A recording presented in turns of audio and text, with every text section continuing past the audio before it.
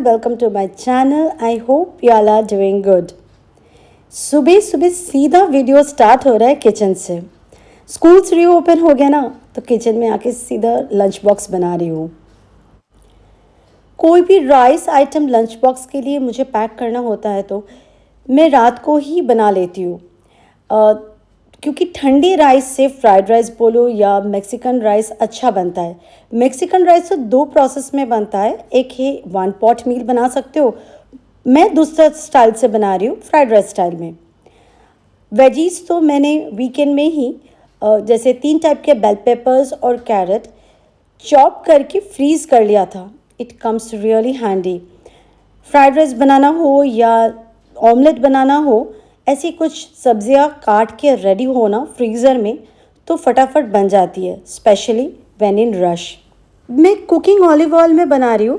तेल में सबसे पहले फाइनली चॉप्ड अनियन ऐड किया था, फिर उसके बाद 3 टाइप का चॉप्ड बेल पेपर्स और कैरेट ऐड किया, लाइटली सॉटे किया। उसके बाद मैं ऐड कर रही हूँ जीरा पाउडर और पेपरिका पाउडर, सॉल्ट ऑब्वियसली, और उसी के साथ मैं ऐड कर रही हूँ किडनी बीन्स। राजमा भी मैंने बॉईल करके रख लिया था।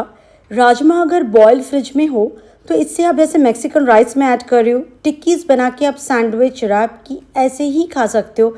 मैं तो बॉयल राजमा हो या बॉयल छोले वो अपने सैलड में भी ऐड कर देती हूँ, इससे थोड़ा कार्ब भी मिल जाता है। इसमें प्रोटीन तो होता है लेकिन कार्ब कंटेंट ज़्यादा होता है। खैर, कॉर्न्स भी मैं ऐड कर रही हूँ क्योंकि फाइनली आजकल कौन खा रहा है। पहले वो बिल्कुल नहीं खाता था तो मैं मैक्सिकन राइस में मैं ऐड नहीं कर पाती थी। थोड़ा ज़्यादा क्वांटिटी है ना, मैं डबल अमाउंट बना रही हूँ क्योंकि राजीव भी आज मैक्सिकन राइस लेके जा रहा है। मैक्सिकन राइस लास्ट में आप थोड़ा सा कोरिएंडर लीव्स ऐड कर सकते हो। मैंने ऐड नहीं किया क्योंकि राजीव भी लेके जा रहा है। राजीव कोरिएंडर लीव्स नहीं खाता है। दूसरा लंच बॉक्स के लिए मैं बना रही हूँ ऑमलेट, पर सिर्फ एग वाइट से, क्योंकि रायन को एग एलर्जी है, खासकर एग योक से। एक एग का एग वाइट से रायन को कोई फ़र्क नहीं पड़ता है। उसे पसंद था एग, सडनली एग एलर्जी हो गया है तो once in a blue moon मैं उसको एग वाइट दे देती हूँ। मैंने देखा है हफ्ते में वो अगर 3-4 भी सिर्फ एग वाइट खाता है तो उसे कोई प्रॉब्लम नहीं होती है। दूसरा मैं सावरडो ब्रेड से सैंडविच बना रही हूँ। सावरडो हाई फाइबर ब्रेड हम कारफोर से फ्रेश बेकरी सेक्शन से लेके आते हैं। एग वाइट से एक ऑमलेट छोटा सा बना लिया है, एक चीज़ स्लाइस लिया है, सावरडो के ब्रेड में मैंने एक ऑमलेट डाल दिया। फिर मैंने ना सॉसेज जो बॉईल करके रखी थी उसी को थोड़ा स्लाइस करके मैं ऐड कर रही हूँ। वो एक्चुअली एग जब हाफ कुक था उस स्टेज में मुझे लगाना था, पर मैं भूल गई। एज ऑलवेज, अगर आप मेरे रेगुलर व्यूअर हो आपको पता होगा कुछ ना कुछ मैं गड़बड़ करती हूँ अगर मेरा कैमरा ऑन होता है तो, क्योंकि फोकस ना कैमरा पे भी चला जाता है। खैर, चीज़ मैं डालती हूँ ताकि ना अच्छे से सैंडविच स्टिक हो जाए, नहीं तो खाते वक्त स्लिप होता रहेगा। खैर, वो जो आपने साइड में देखा होममेड ब्राउनीज़ है, उसका रेसिपी मैंने रिकॉर्ड किया है विद फुल मेजरमेंट्स। होपफुली मैं नेक्स्ट वीडियो में आपके साथ शेयर कर दूँगी। एंड फाइनली मैंने पूरा शुरू से एंड तक सारे इंग्रेडिएंट्स एकदम मेजर कर करके ऐड किया है। ऑब्वियसली मैं अगर कोई रेसिपी आपके साथ शेयर कर रही हूँ उसमें ना ही कोई मैदा होगा, ना ही आटा होगा, ना ही चीनी। भूल जाइए white sugar, no brown sugar, no jaggery, कुछ हेल्दी ऑप्शन ही होगा। And I promise it's really tasty. तो चलिए, रायन का लंच बॉक्स भी रेडी हो गया। रास्ते की हालत देख लीजिए। All kids are back to school. School buses parents जो ड्रॉप करते भरे पड़े हुए रास्ते में। होम अलोन दोनों निकल गए। अब आ गई हूँ छोटी मोटी जो सुबह की काम होती है उस पे लग चुकी हूँ।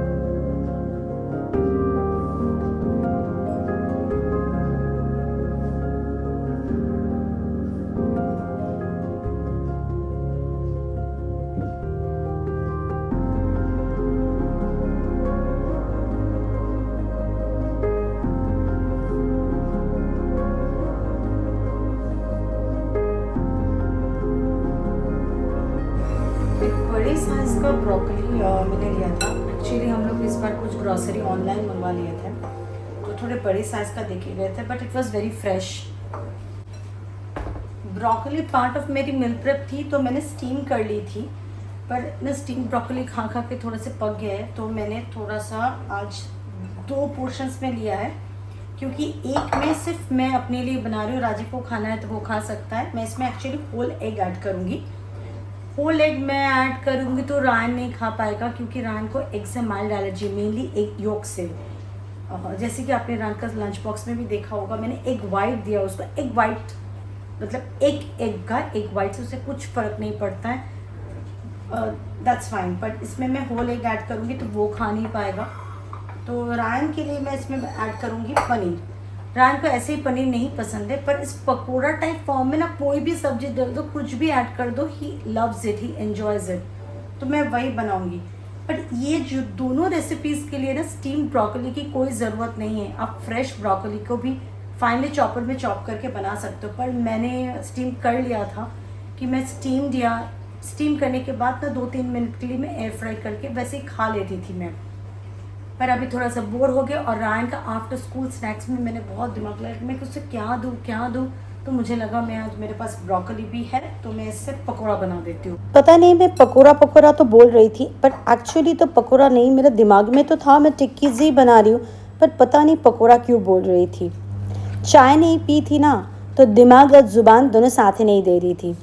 खैर, मैंने फाइनली चॉपर में ब्रोकली के साथ अनियन, ग्रीन चिली, जिंजर वो चॉप कर लिया है।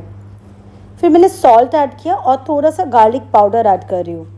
कोरिएंडर लीव्स आप ऐड कर सकते हो, मतलब आई विल सजेस्ट कि आप ऐड करो, तो ब्रोकली का जो स्मेल है ना, वो स्मेल ओवरपावरिंग नहीं रहता है।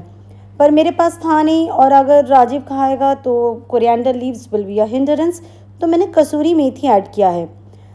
कसूरी मेथी पे ऐड करने से ना उसी का स्मेल प्रोडोमिनेंट हो जाता है, फिर वो ब्रोकली वाला स्मेल नहीं आती है। और मैंने 100 ग्राम्स ऑफ पनीर को तोड़ के स्मैश करके मिक्स कर रही हूँ। और बेसन बस उतना ही जितना बस टिक्की बनने में चाहिए। बेसन फ्लेवर नहीं आना चाहिए। मैं हाथ से ही कर रही हूँ, क्योंकि फिर समझ में आ जाता है ये बंध रहा है कि नहीं।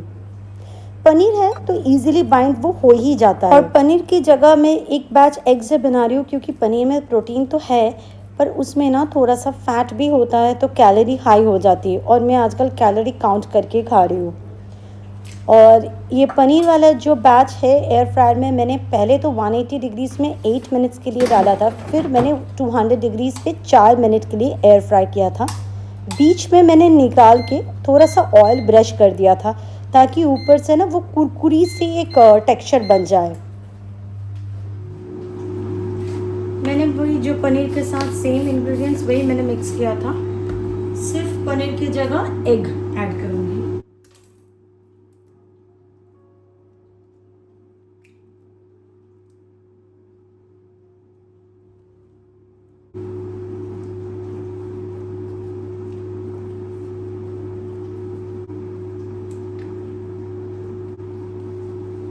अगर एयर फ्रायर में बना रही होती तो एक ही एग ऐड करती, क्योंकि इतना लिक्विडी। क्योंकि एयर फ्रायर बिजी था, तो मैंने सोचा फटाफट गैस पे बना लेते, तो मैंने 2 एग्स ऐड कर दिया। क्योंकि थोड़ा सा फिर वो पैनकेक या ऑमलेट वैसा टेक्सचर में होगा, पर एग का कंटेंट भी ज़्यादा हो जाएगा, मतलब प्रोटीन इनटेक, और साथ साथ दोनों काम मेरा एक साथ हो जाएगा। एयर फ्रायर में एक हो रहा है तो दूसरा फ्राइंग पैन में। अगर आप ये भी एयर फ्रायर में करना चाहते हो तो लिक्विड थोड़ा आपको कम रखना पड़ेगा।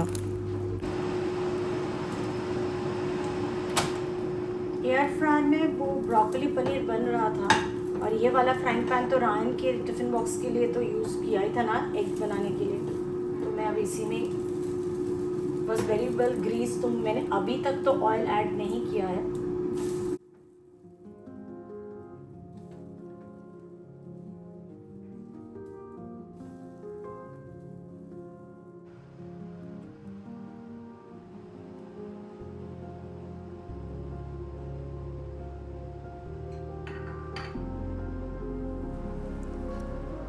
दो तरह का टिक्कीज रेडी हो गई है। एक है पनीर ब्रोकली टिक्की, और दूसरा है ब्रोकली एग टिक्की, एक रायन का आफ्टर स्कूल और दूसरा मेरा आफ्टर जिम। नहीं, इतना पोर्शन में नहीं खाने वाले हैं। ऑब्वियसली जो बनाती हूँ मैं डबल क्वांटिटी में बना लेती हूँ। It comes really handy for the next day.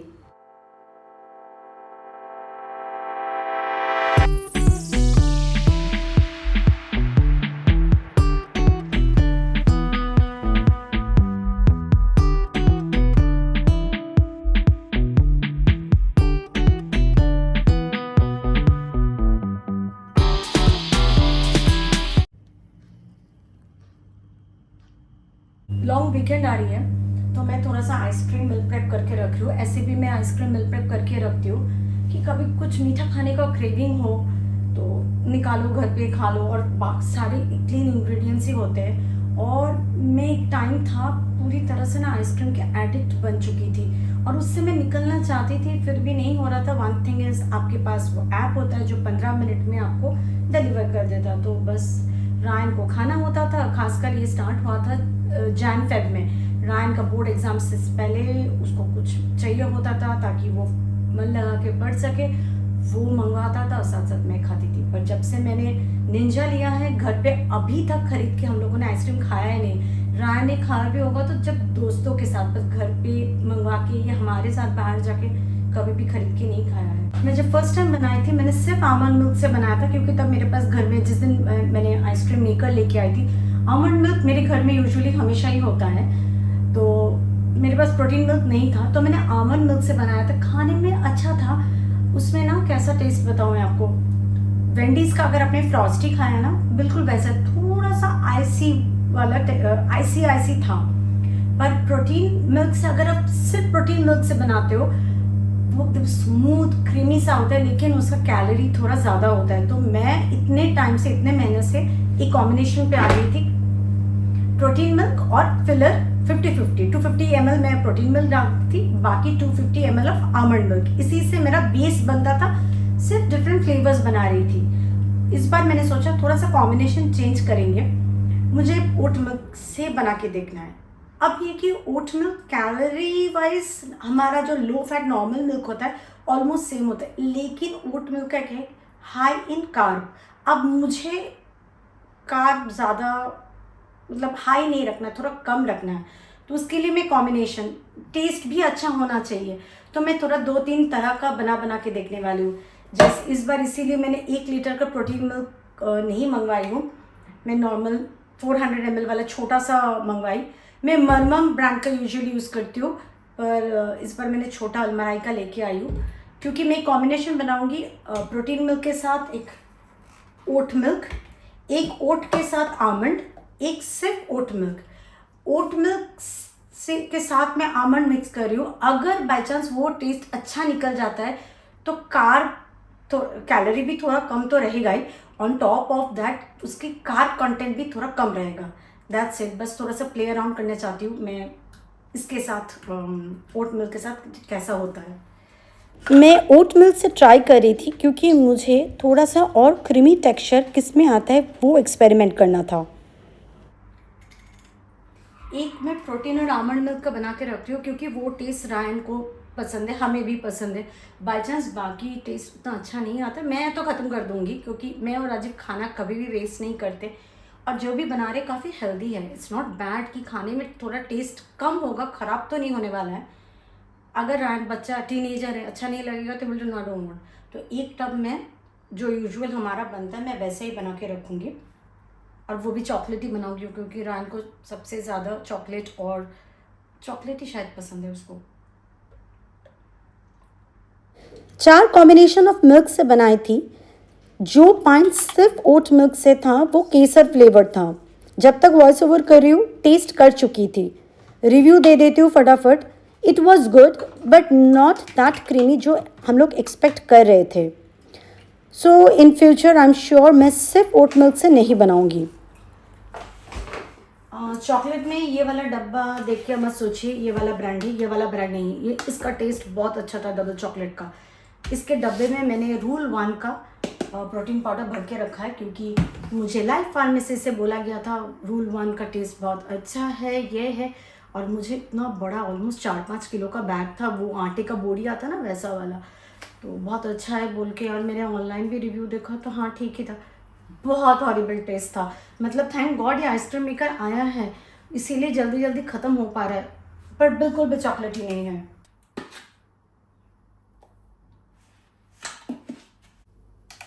Cocoa powder बहुत ज़रूरी है क्योंकि बिल्कुल चॉकलेटी नहीं है। तो सॉल्ट, ये कुअर गम स्टेबलाइज़र का काम करेगा, बहुत ध्यान से डालना पड़ता है ये, क्योंकि ज़्यादा हो जाएगा तो वो आइसक्रीम का टेक्सचर बिगड़ जाएगा।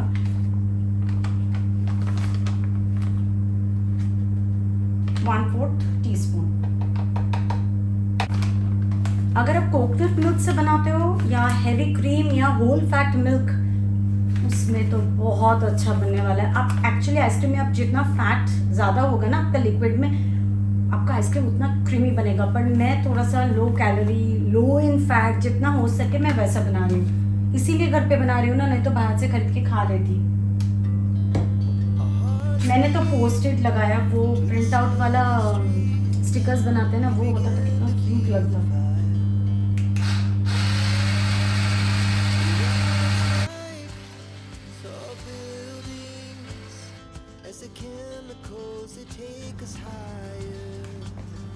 बिना लिड का ही मैं सॉलिडिफाई होने के लिए रख देती हूँ, क्योंकि लिड लगाने से पता नहीं क्यों एक बीच में ना हम्प आ जाता है, फिर उसको तोड़ के मशीन में डालना पड़ता है, नहीं तो ब्लेड पे प्रेशर आता है तो ब्लेड टूट जाएगा। बहुत महंगी मशीन पड़ती है बाबा, बहुत संभाल के यूज़ करती हूँ।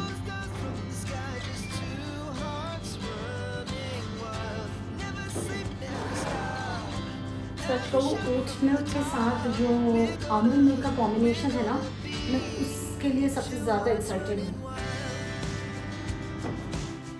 ज़्यादा इंटरेस्टेड होना वो ओट मिल्क और आमंड मिल्क का कॉम्बिनेशन देखने के लिए वो कैसा बन रहा है, क्योंकि पता नहीं, मुझे लग रहा है क्रीमी टेक्सचर होगा उसका, और दोनों का कॉम्बिनेशन में अगर बनता है ना तो उसका कार्ब भी थोड़ा सा कम होगा। Let's see. एक चीज़ मैं बताना भूल गई थी कि निंजा क्रीमी में आइसक्रीम बनाने से पहले 24 आवर्स की फ्रीजिंग की ज़रूरत है, खासकर अगर उसमें नो शुगर और वेरी लो फैट कंटेंट है, नहीं तो जब स्पिन करोगे बहुत लिक्विडी हो जाएगा। ऐसे भी 16 आवर्स में आप स्पिन कर सकते हो अगर आपका फुल फैट मिल्क है या उसमें अगर शुगर है, तो फिर भी it will hold the texture, पर 24 आवर्स की फ्रीजिंग से it holds the texture the best.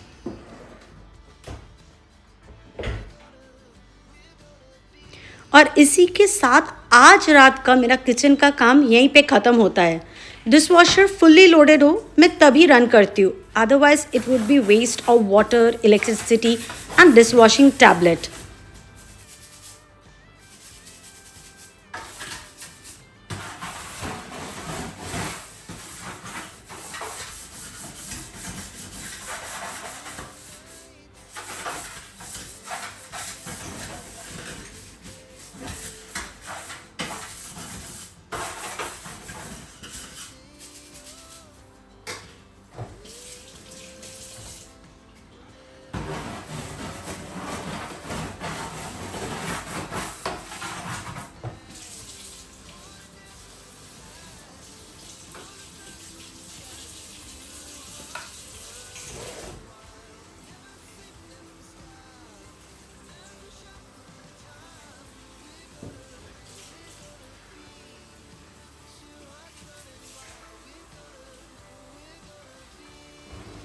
Good morning friends. Next day ice cream प्राइंस 10-12 आवर्स के लिए फ्रिज में था। अब निकाल के मैं इसका लेड्स लगा दूंगी क्योंकि इसके बाद और हम्स फॉर्म नहीं होते हैं।